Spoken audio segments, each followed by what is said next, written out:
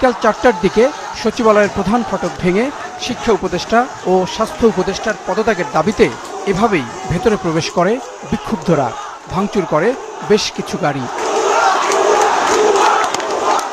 Police ও সেনাবাহিনী এ সময় হামলাকারীদের বাধা দেওয়ার চেষ্টা করে।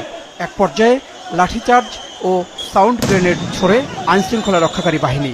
এ সময় আহত হন সচিবালয়ে ঢোকা অনেকেই। আবার আমরা ওই চুলায় দিকে নামাই আনবো। উপদেষ্টা, শিক্ষা উপদেষ্টা, তাদেরকে গদি থেকে ছাড়তে হবে। ফেটে গেছে, পুলিশে আসতেছে। এক পর্যায়ে আইনশৃঙ্খলা রক্ষাকারী বাহিনী সচিবালয়ে ঢুকে পড়াদের বের হওয়ার সুযোগ দেয়। তারা গেটের বাইরে বেরিয়ে সচিবালয়ের ভেতরে ইট পাটকেল নিক্ষেপ করতে শুরু করে।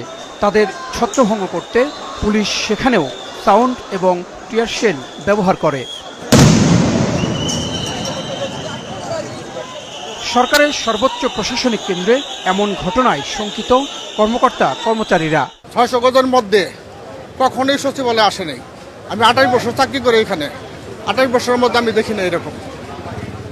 এখনই দেখতেছি এটা।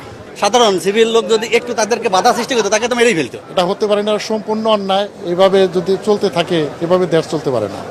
এর আগে দুপুর ২টা থেকে সচিবালয়ের প্রধান ফটকের সামনে তাদের দাবি আদায়ে বিক্ষোভ করছিল শিক্ষার্থীরা। সহনশীলতা দেখাতে যায় তো এই অবস্থা, সহনশীলতা দেখাতে হয়, কারণ আমরা তো সর্বোচ্চ পর্যায়ে ধৈর্য সীমা যখন অতিক্রম করে তখনই আমরা প্রতিহত করি, যখন আমাদের উপর একটা আসে।